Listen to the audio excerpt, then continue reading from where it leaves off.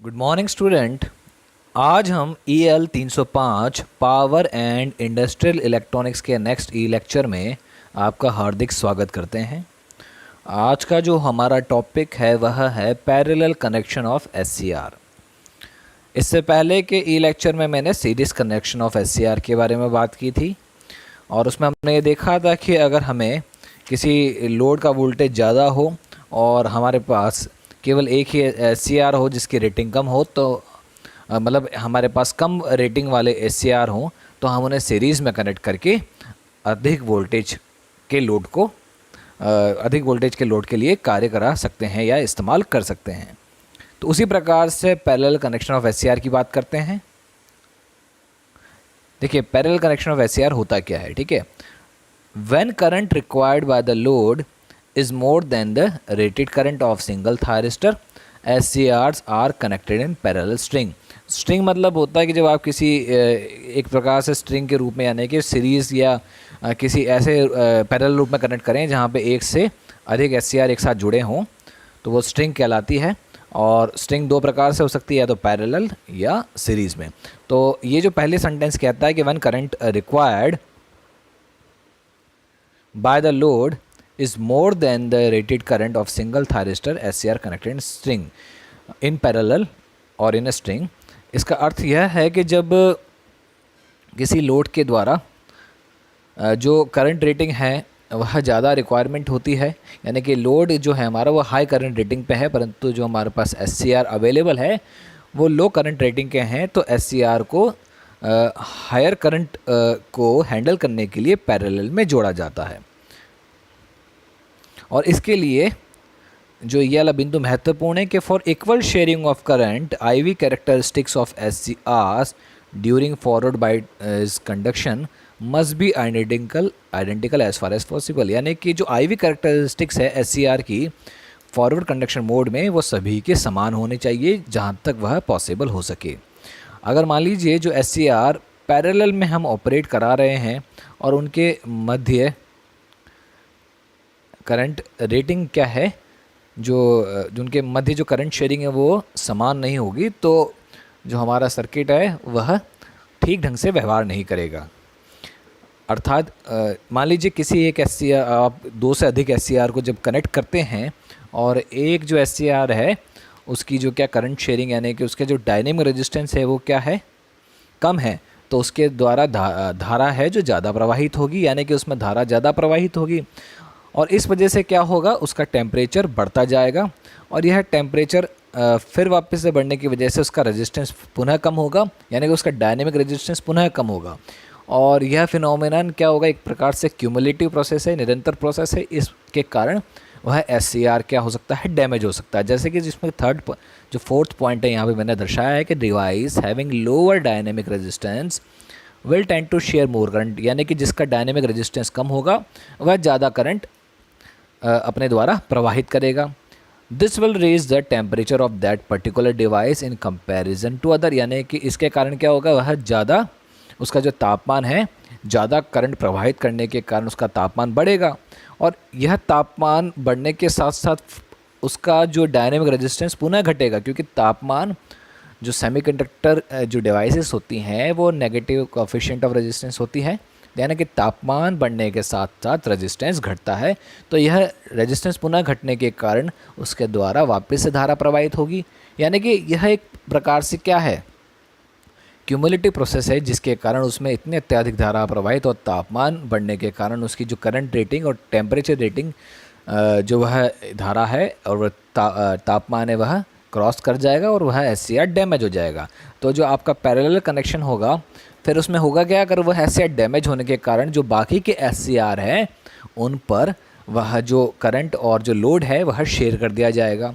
तो इसके कारण क्या होता है कि बाद में जब उन पे भी अगर मान लीजिए अत्यधिक मात्रा में धारा का जो लोड पड़ेगा तो उनकी वर्किंग में भी क्या होगा, उनकी वर्किंग भी प्रभावित हो सकती है। तो यह जो बिंदु हैं पैरेलल ऑपरेशन के महत्वपूर्ण बिंदु हैं। और इसमें कुछ और फैक्टर्स भी हैं, जो और फैक्टर्स कुछ इस प्रकार से हैं कि जैसे कि टर्न ऑन टाइम है, ठीक है। टर्न ऑन टाइम अर्थात अगर SCR जो पैरेलल में कनेक्ट किए गए हैं, जैसे कि हमने सीरीज़ में देखा था, अगर SCR पैरेलल में कनेक्ट किए गए उनके टर्न ऑन टाइम में कोई डिफरेंस है, यानी कि कोई SCR जल्दी ऑन हो जाते हैं और एक SCR लेट ऑन होता है, तो जो SCR पहले ऑन होगा उसमें क्या होगा, धारा प्रवाहित होने लग जाएगी। उदाहरण के तौर पर आप देख सकते हैं, यहाँ पे देखिए, यहाँ मान लीजिए 2 SCR दे रखे हैं, ठीक है, SCR1 और SCR2। SCR1 का टर्न ऑन टाइम थोड़ा क्या है, ज़्यादा है, यानी कि यह देरी से ऑन होगा, और SCR2 का टर्न ऑन टाइम क्या है, थोड़ा कम है। तो इसके कारण जैसे कि आप ग्राफ में देख सकते हैं, यहाँ पे ऐसे SCR1 और SCR2, ठीक है। तो यहाँ पर जो SCR1 है वह SCR1 को हमने क्या है, फास्ट दिखाया है। तो SCR1 को मानते हैं कि SCR1 का टर्न ऑन टाइम अभी क्या है, कम है। इस ग्राफ के अकॉर्डिंग मैं आपको समझाता हूँ क्यों। तो SCR1 का टाइम हमने क्या करा है, कम लिया है, और SCR2 का टर्न ऑन टाइम हमने ज़्यादा लिया है। तो SCR1 क्या होगा, शीघ्र ही ऑन हो जाएगा, और इसके कारण जो उसमें धारा प्रवाहित होगी, तो इसके कारण जो उसका ऑन स्टेट वोल्टेज ड्रॉप मैंने अपने जो रेटिंग ऑफ SCR के लेक्चर में बताया था वो होता है VT। तो यह VT क्या होगा, इसमें कम होता है इसका मान। तो इसके कारण क्या होगा, ये देखिए सारे के सारे SCR अगर मान लीजिए हम पैरेलल में जोड़ते हैं तो सभी का वोल्टेज क्या होता है, समान होता है। तो जो VT है उसका मान आरोपित वोल्टेज से कम होता है, क्योंकि VT on state voltage drop है जो 1 से 3 वोल्ट के मध्य होता है। और यही वोल्टेज कहाँ आरोपित हो जाएगा, SCR2 पे भी आरोपित हो जाएगा। तो SCR2 पे जो आरोपित होगा, और ये VT जो मान है यह एक वोल्टेज होता है, फिंगर वोल्टेज, उससे इसका मान क्या होता है, फिंगर वोल्टेज। इसके बारे में मैंने चर्चा की थी जब मैंने रेटिंग ऑफ SCR आपको पढ़ाया था। तो यह VT फिंगर वोल्टेज से कम होता है। अब फिंगर वोल्टेज क्या होता है, फिंगर वोल्टेज वह वोल्टेज है जो गेट पर सिग्नल, जब गेट पर पॉजिटिव सिग्नल आरोपित किया जाए SCR की, तो वह मिनिमम वोल्टेज है जो फॉरवर्ड बायस रखने के लिए SCR को दिया जाता है, जिससे वह ऑन हो सके। तो अगर मान लीजिए फिंगर वोल्टेज से कम वोल्टेज किसी SCR को देंगे तो वह SCR ऑन नहीं हो पाता, यानी कि SCR2 क्या होगा, ऑफ हो जाएगा। तो इसके कारण क्या है कि सारा का सारा जो करंट का भार किस पे आ जाएगा, SCR1 पर। तो यह डिफरेंसेस हैं जो पैरेलल ऑपरेशन के तहत हमें देखने होते हैं। तो पैरेलल ऑपरेशन करते वक्त आपको ये ध्यान रखना है कि टर्न ऑन टाइम उसका क्या है, सेम रहे।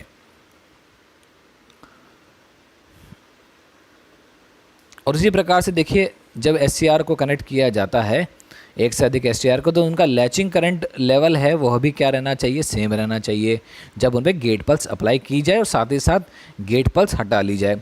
अनदर पॉइंट जो हमें देखने योग्य है वह है ऑन स्टेट वोल्टेज ड्रॉप, जो इसकी अभी हमने चर्चा करी थी। अब देखिए, इनका निष्कर्ष निकालते हम देख सकते हैं कि जो कंडीशन होनी चाहिए पैरेलल कनेक्शन ऑफ SCR के लिए वो क्या होनी चाहिए, ये होनी चाहिए। सबसे पहले जो कंडीशन क्या है कि VI characteristic of SCR should be identical, यानी जो हमने SCR पैरेलल में लगाने हैं उन सभी की VI कैरेक्टरिस्टिक क्या होनी चाहिए, समान होनी चाहिए। दूसरी बात क्या है, dynamic characteristic that is turn on and turn off time should be equal for all SCR, यानी कि जो डायनेमिक कैरेक्टरिस्टिक्स हैं जैसे कि टर्न ऑन समय एवं टर्न ऑफ समय, वह दोनों क्या होने चाहिए, आइडेंटिकल होने चाहिए ज़्यादा जहाँ तक पॉसिबल हो सके। उसी प्रकार से तीसरी कंडीशन क्या कहती है, all SCR should be mounted on the same heat sink. देखिए, हीट सिंक भी 2 प्रकार की इस्तेमाल की जाती है, परंतु हीट सिंक का क्या दायित्व है, देखिए अगर मान लीजिए 3 SCR कनेक्टेड हैं आपस में, तो उनके द्वारा जो हीट है यानी कि जो तापमान है वो बराबर मात्रा में वहन हो, तो जो क्यूबिकल यानी कि चौकोर रूप की जो हीट सिंक है वह इसमें कारगर सिद्ध नहीं होती है, क्योंकि उसमें जो तापमान वेरिएशन है एक पॉइंट पे ज़्यादा हो जाता है और एक पॉइंट पे कम। तो इसके लिए साइमेट्रिकल हीट सिंक का हम इस्तेमाल करना चाहिए। तो heat sink mounted on same heat sink and they operate at the same temperature. और इस वजह से SCR को क्या करना चाहिए, साइमेट्रिकल हीट सिंक पे माउंट करना, यानी साइमेट्रिकल हीट सिंक पर उन्हें लगाना चाहिए। और साइमेट्रिकल हीट सिंक कुछ इस प्रकार की दिखती है, देखिए ये तो है आपकी साइमेट्रिकल हीट सिंक, ठीक है, और ये क्या है हमारी अनसाइमेट्रिकल। साइमेट्रिकल हीट सिंक होने के कारण इसमें टेम्परेचर जो है प्रॉपरली सब जगह पे एक जगह से बैलेंस रहता है, ठीक है। तो ये थी कंडीशन फॉर पैरेलल SCR। अब मैं उदाहरण रूप में आपको समझाना चाहूँगा। देखिए, अगर मान लीजिए 2 SCR जैसे कि ये कनेक्टेड है, सबसे पहले हमने वोल्टेज जो ऑन वोल्टेज स्टेट की बात कर ली थी।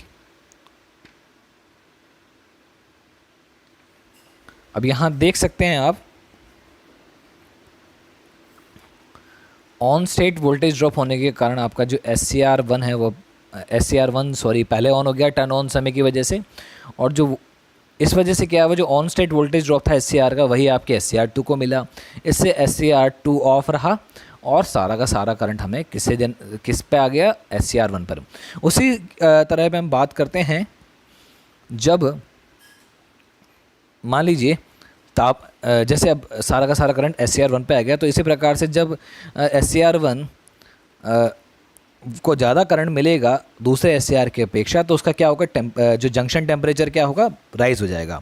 राइज होने के कारण क्या होगा, उसका डायनेमिक रेजिस्टेंस भी बढ़ जाएगा। अब इस चित्र में आप देख सकते हैं कि डायनेमिक रेजिस्टेंस किस प्रकार से, ये जो है जो C वाला जो डायग्राम है वह बताता है डायनेमिक रेजिस्टेंस और करंट के मध्य संबंध। देखिए यहाँ पे जो ये वाला जो कर्व है, ये वाला, इसके आधार पर देखेंगे तो यहाँ पे आपको ये वोल्टेज दिखेगा dV/dt, यानी कि हमें जो ऑन स्टेट वोल्टेज ड्रॉप तो मिल रहा है VT, और डायनेमिक रेजिस्टेंस यानी कि जब ज़्यादा करंट SCR1 में प्रवाहित होगा तो जो इसका करंट है, पहले जब कम प्रवाहित हो रहा था तो इसका डायनेमिक रेजिस्टेंस क्या था, वो था dVT/dIA, ठीक है। और उसका मान क्या आया होगा, देखिए जो वोल्टेज है पहले OA के द्वारा दर्शाया जा रहा है, जो वोल्टेज है वो तो OA के द्वारा दर्शाया जा रहा है, और जो करंट है वो किसके द्वारा, OB के द्वारा दर्शाया जा रहा है। तो जो रेजिस्टेंस क्या आता, वहाँ पे आता OA/OB, और जैसे ही ज़्यादा करंट इसके द्वारा प्रवाहित होता तो इसका डायनेमिक रेजिस्टेंस कम हो जाता, यानी कि जो SCR के द्वारा जो रेजिस्टेंस व्यक्त होता वह ये ना होकर क्या हो जाता, देखिए इस ग्राफ में वोल्टेज तो आपका OA ही रहेगा, परंतु जो करंट है वो बढ़ जाएगा तो वो बन जाएगा OC, तो वो आ जाएगा OA/OC। और आप जानते हैं कि अगर रेजिस्टेंस का मान कम हो तो और ज़्यादा धारा प्रवाहित होगी, जिससे यह है क्या होगा, कुछ समय बाद अपने आप ही डैमेज हो जाएगा अगर इसकी जो टेम्परेचर रेटिंग है उससे इसका तापमान अधिक हो जाता है, ठीक है।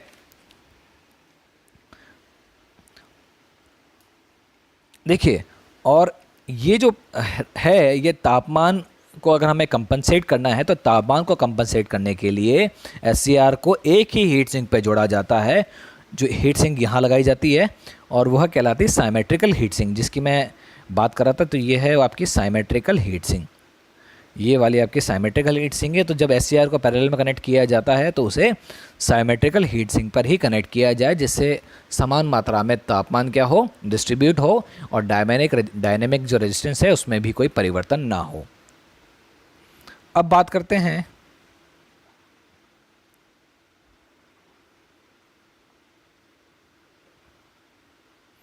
अनइक्वल करंट डिस्ट्रीब्यूशन की।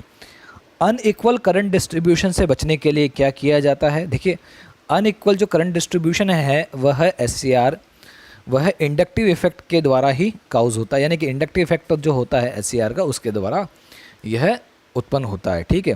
तो उससे निजात पाने के लिए क्या करते हैं, SCR को इस प्रकार से कनेक्शन, यानी कि SCR की जो अनइक्वल करंट है उसको एलिमिनेट करने के लिए इस प्रकार से एक इंडक्टर कनेक्ट किया जाता है, ठीक है। इस प्रकार से एक कंडक्टर कनेक्ट किया जाता है, तो यह करंट इक्वलाइजेशन कहलाता है। अब देखिए होगा क्या इसमें,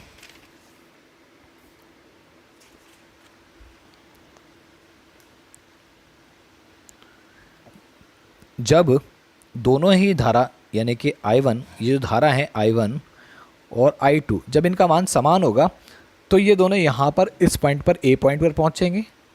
इस A पॉइंट पर पहुँचने पर क्या होगा, दोनों के द्वारा जो इंडक्टेंस है वो इंड्यूस होगा, और वह दोनों अपोजिट डायरेक्शन में होने के कारण क्या होगा, आपस में कैंसल आउट हो जाएंगे। तो जो इसके द्वारा जो इंड्यूस वोल्टेज क्या होगा, 0। ये तो केस है जब दोनों के दोनों करंट समान मात्रा में है। परंतु जब इनमें से कोई भी एक करंट अधिक हो, यानी कि उदाहरण के तौर पे हम ले लेते हैं कि करंट I1 का मान अभी करंट I2 से ज़्यादा है, ठीक है। तो इस केस में देखिए क्या होगा, इस केस में क्या होगा, यह क्या करेगा, यह I1 करंट L1 में प्रवाहित होगा, जिससे इसमें क्या होगा,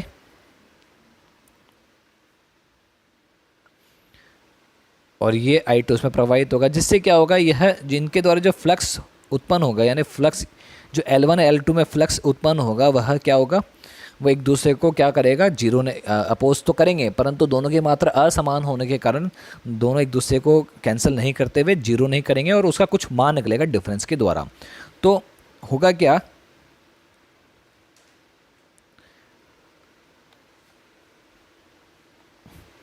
ये जो करंट I1 है जब इसमें प्रवाहित होगा तो इसके द्वारा जो इंड्यूस ईएमएफ है वह क्या करेगा, इस करंट I1 को अपोज करेगा। साथ ही साथ यह भी जो L2 है वह भी इस करंट I2 को अपोज करेगा। यह सारा लेंज लॉ के द्वारा हम जानते हैं। तो इससे परंतु इसकी जो अपोजिंग दर है वो ज़्यादा होगी और इसकी कम होगी। तो इसके दौरान क्या होगा, तो ये इसे ज़्यादा मात्रा में अपोज करेगा और इसे कम मात्रा में अपोज करेगा।